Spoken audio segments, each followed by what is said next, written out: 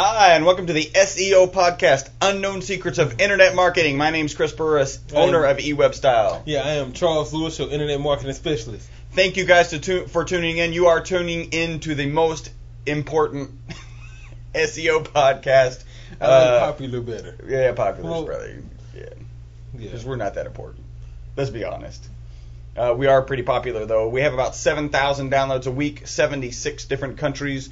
So if you're tuning into this podcast, you are tuning into the right podcast. As always, we give you a tip from the previous podcast, and that tip is link building should be done cautiously and with care. Remember, the same techniques used in the past may not be useful today. Definitely want to make sure that when you're doing your link building campaign that you pay attention to what you're doing. Don't just go all willy-nilly, if you will, building links from all different kind of sources, overusing keyword-rich anchor text, and because you may get a penguin smackdown, and you don't want that. Yeah, penguin smackdown does not feel good. Remember, we are your friendly local neighborhood top position snatchers, where our mantra could change to "Don't be willy-nilly."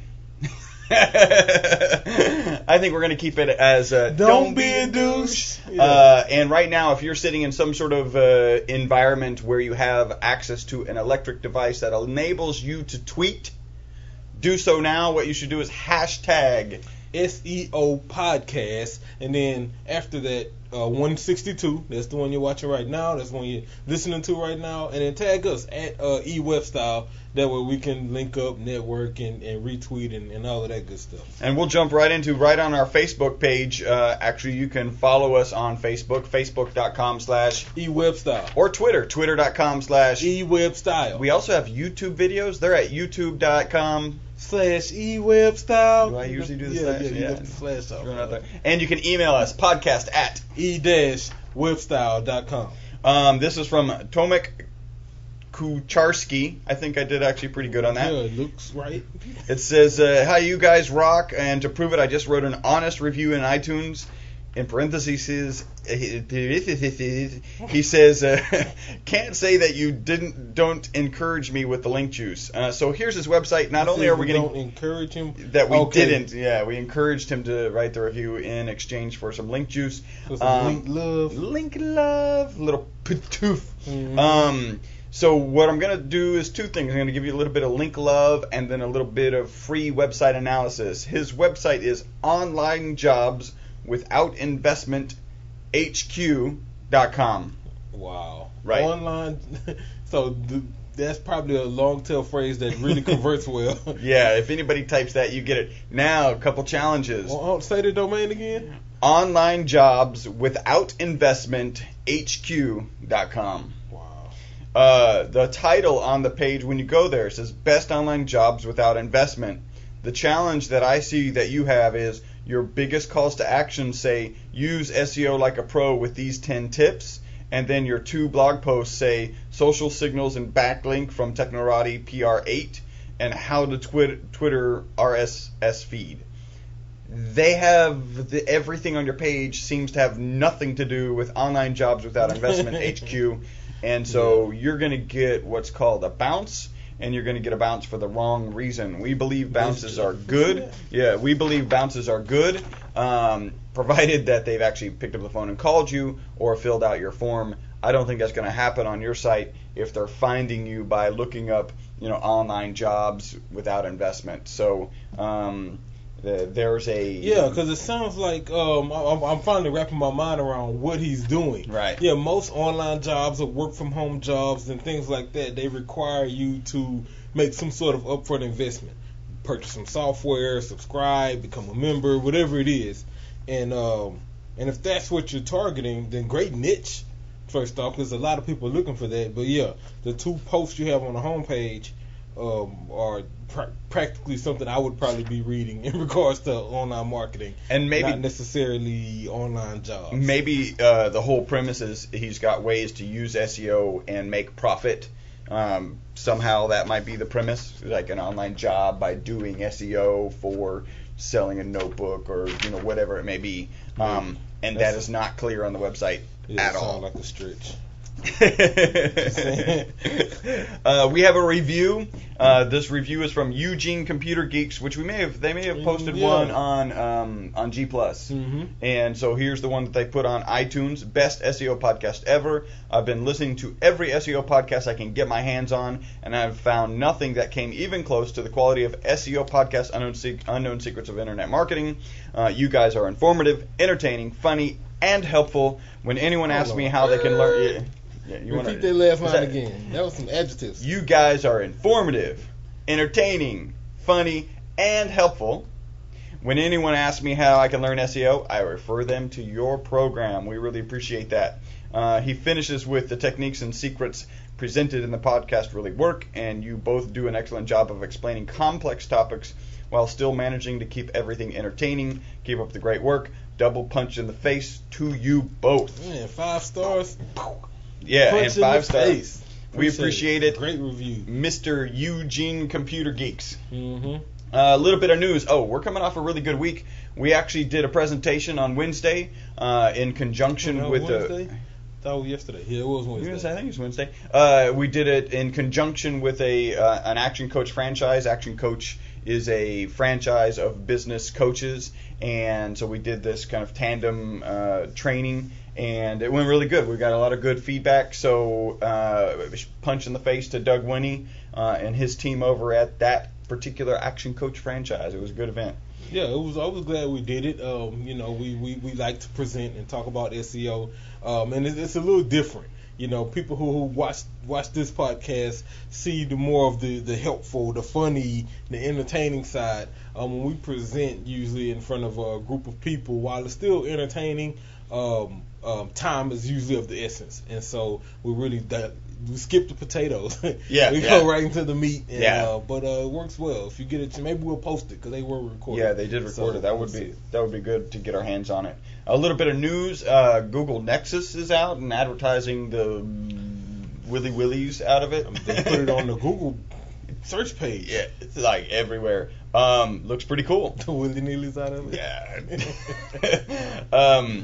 And kind of in conjunction, iPad Mini is being teased out there. So that's got a expected $249 price tag with $199 starting entry point for the Nexus tab. So the Nexus is actually kind of appealing to me. I mean, I already use an Android tab, but it's kind of old, and the firmware and won't allow me to update to the latest version of Android, and so I don't use it as much as I would like to from the perception of using a tablet.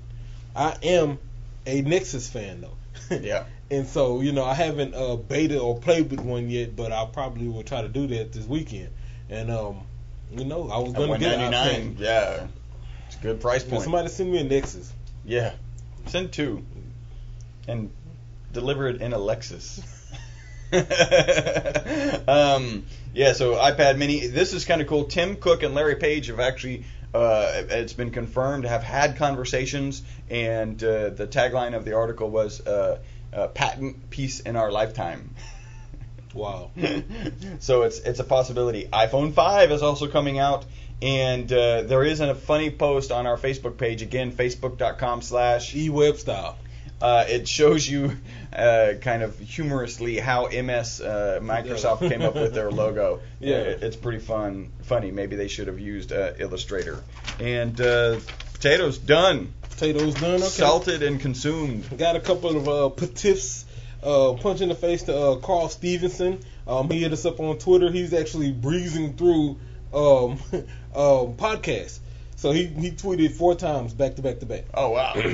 Just watched 152. Just watched 153. and so he's checking them out, man. And he's at C Stevenson on Twitter. So punch in the face to you, Carl. Appreciate the support. Hit us up. Let you know what you use, what worked for you, what didn't work for you, and just keep us in the loop. Also another punch in the face to canimaketea.com. Yeah, you can. Yeah. I just want to answer that.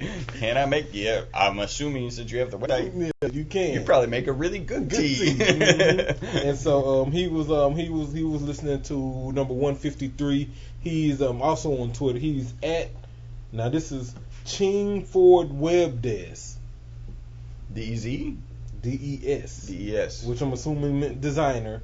So that's Ching, CHINGFORDWEBDES. Ford web designer. Okay. Yeah. So punch in the face to you, canimaketee.com, and appreciate you tuning in. That's a double punch in the face.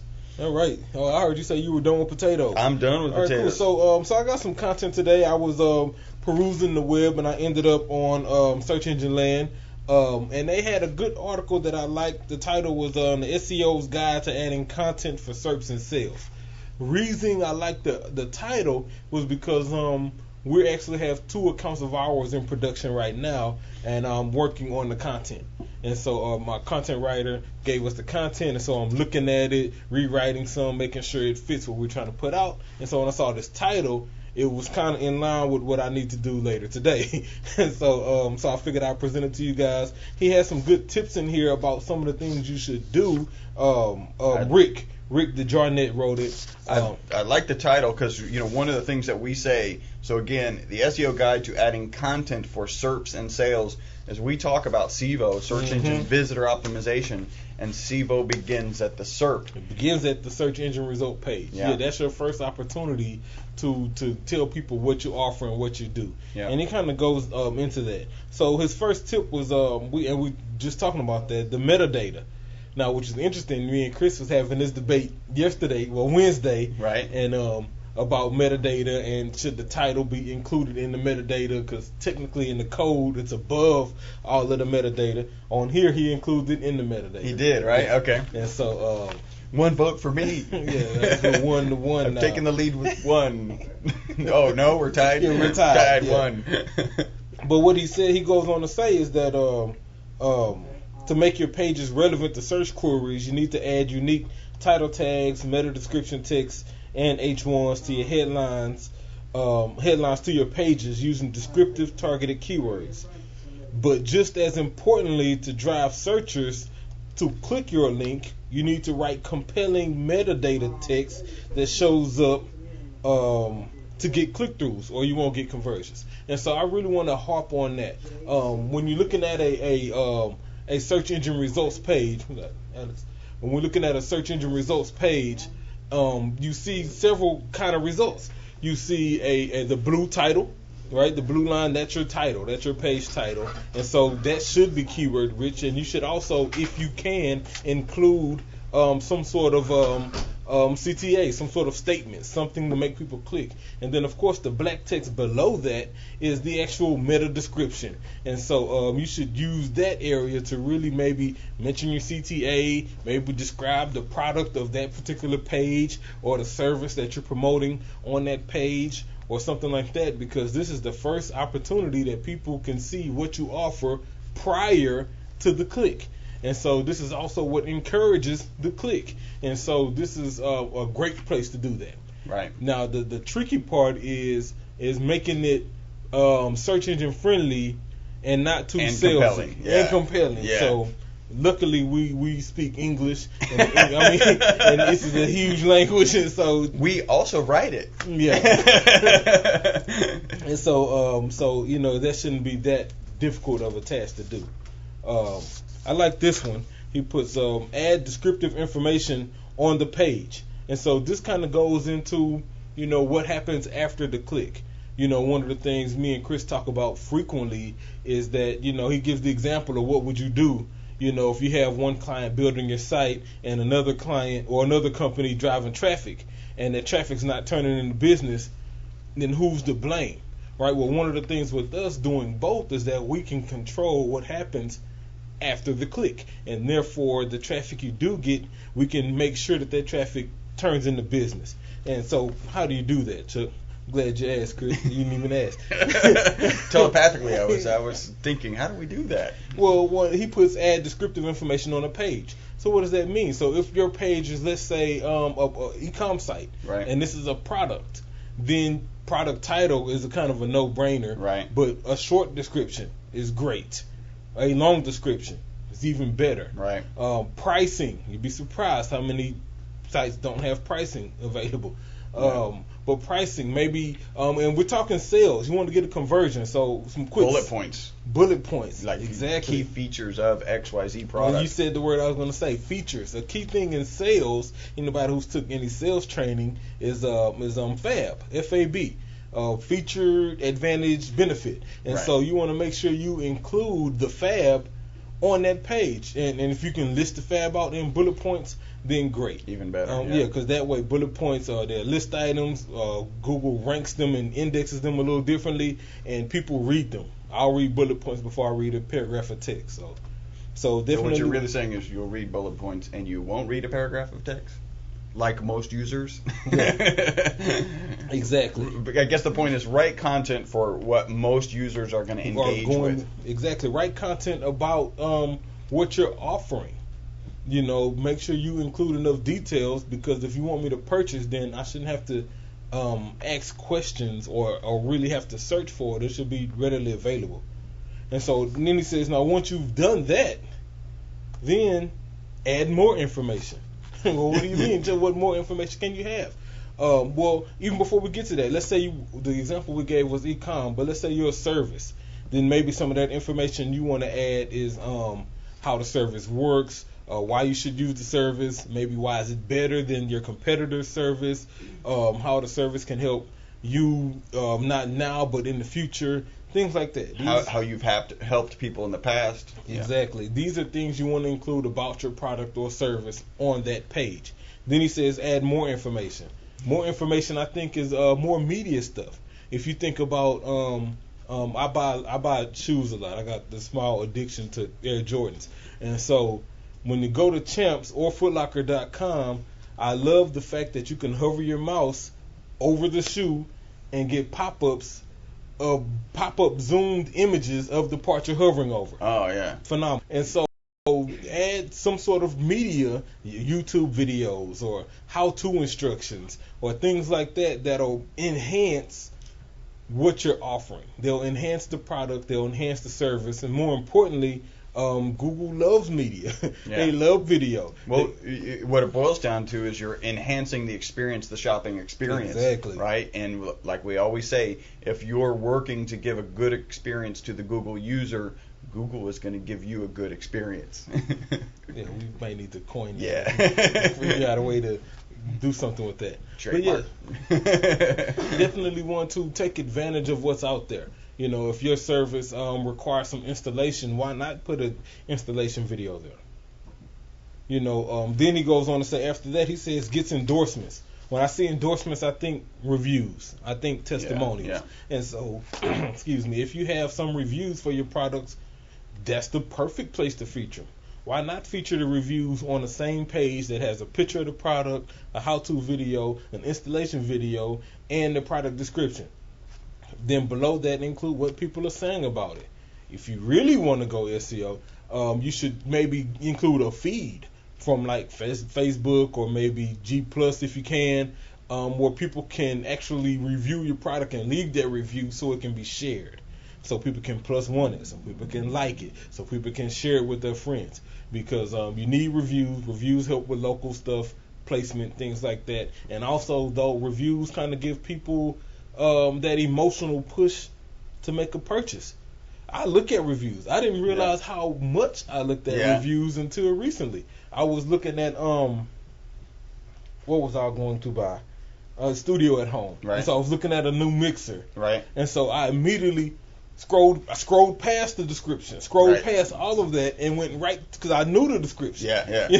Went right to the reviews, and it was like 3 stars, 2 stars, 1 5 stars, and a whole bunch of 1 stars. Like, okay, this is not the mixer for me. Yeah. And so reviews are that important. They cost this company a sale. And so definitely, if you have reviews, add those.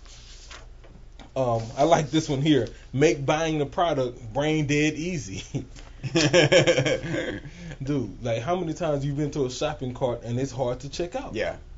That's also a bounce. The only people who do it, I won't say do it well, but I guess the name is big enough and they already kind of got the hooks in me where I deal with it anyway, is GoDaddy. checkout process is extremely difficult. Yeah. It's 1,000 upsells. It's like 8 pages long. It's 4 or 5 check boxes. It's hard. Right. But I just want to buy I just want a domain name. Get it. I don't want to a call center. Exactly. I'm going to Google Apps. No, I don't need to pay for your mail. I mean, things like that, But like I said, you got 5 or 6 domains, 4 or 5 hosting accounts. I want to keep it all there, so I'm forced to go through this process. I think they do have like a real small text go directly to cart. The very bottom, the corner no one looks, bottom left. Yeah. And so it's probably why I haven't seen that. No, I have seen it. It says no thank you something. Skip directly to, yeah. Come on. Blank stare GoDaddy. Anyway, Yeah. back to what I was saying. But yeah, make buying a product brain dead easy. Add to cart. When people add to cart, depending on the way your site is set up, make it visibly known that product is now in the cart with an option to check out. They may not need to continue shopping. They may not need to go and peruse other items or make any other selections. So add to cart and checkout should be relatively close to each other, so people can complete what they came to do. Yeah, and I've seen just a comment on I've seen fancy shopping carts, which is really cool that you can drag the product into your cart and everything. I wouldn't do it. I wouldn't put that kind of site together for my client unless it's 2 product sales only and they're in a unique niche where that kind of creativity adds some value, because it's a different way of doing things. People not used to that. So people may look, it drags, and okay, how do I buy? Gone. Go somewhere else where the shopping cart says add to cart, check out. Yeah. Press view cart. Yeah. You have to go with what people are accustomed to seeing. Yeah. The last one he put on here is stop your customers from driving by. And I really like this one. He kind of told a story at the beginning of the article about a trip he was taking. There was a guy on the side of the road, but he was like 15 to 20 feet away from the road, and he had a small colored sign. I couldn't really see what was on it. Once he passed him up, he realized that the guy was selling. Nope, I take that back. He passed him up. Went to the store, bought some cherries, some little candied cherries. On the way back down the same road, he realized the guy was selling candied cherries, but he was off to the side of the road. Went down the road further, approached another guy wearing loud colors, big lime green sign, standing right next to the road with a sign that said, "I need tickets," to a concert that was down the street. And the difference was, if he had tickets to sell, that was his prospect right there. The prospect made himself clear. And so stop your customers from driving by. If you offer a product, if you offer a service that people can use, then put it in their face and make it known that you have this and that you have plenty of it available, and make it easy to purchase. And I think the way you do that is by doing some of the other things he talked about. Making sure your title's right, making sure your meta description's right, making sure you have all of the content there, make sure you have enough images. Make sure you explain the service you're offering so people can see it, they can see it quickly, and then they can take action. Yeah. So that's it. That's it. The SEO's Guide to Adding Content and SERPs. Great article, punch in the face to Rick Jarnett, and I'll post this on Facebook in a minute. Cool. I think that's it. Meat and potatoes done. Any blank stare? No blank stare today, other than GoDaddy. Yeah, come on. Clean up your cart. Although bulk register and other registrar does the same thing, and I don't know about Register. I haven't used register.com in quite some time. Well, that's it. That is the end of the most popular SEO podcast on iTunes. Well, not the end of it. It's actually the end of this episode of this aforementioned podcast. This has been number 162. Again, we are the most popular because of you guys. We really appreciate you. Interact with us on Facebook. Interact with us on Twitter. Go on to iTunes and write a review. If you're getting any value, Chuck's already throwing out the numbers. It's only 3 steps. Just go on to iTunes, create an account, write a review. And if you so choose, send us an email, podcast at ewebstyle. Got me. e-webstyle.com. Oh, punch in the face to Aaron, man. I got the gift cards. Oh, yeah. Thank you, man. Appreciate it. I'm using this weekend. Take the lady out. We're gonna go eat. And Aaron sent us a letter, man. Me and him talked on the phone about some PPC stuff. I gave him a few tips. He watched a couple podcasts, implemented it, and it worked. Business turning around. So punch in the face to you, and appreciate the gift cards, man. And like you said, we're looking forward to working with you when you get your business to the point where you're ready to outsource all the headache of PPC and any SEO you're doing. We're looking forward to that as well. And thanks for the gift cards.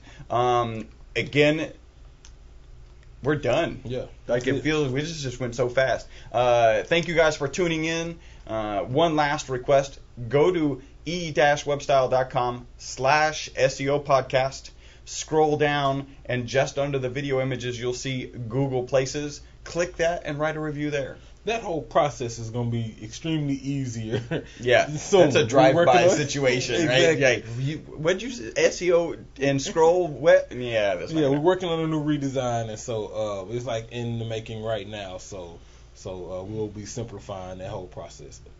Stay tuned. Thank you guys for tuning in. My name is Chris Burris. And Charles Lewis. Bye-bye.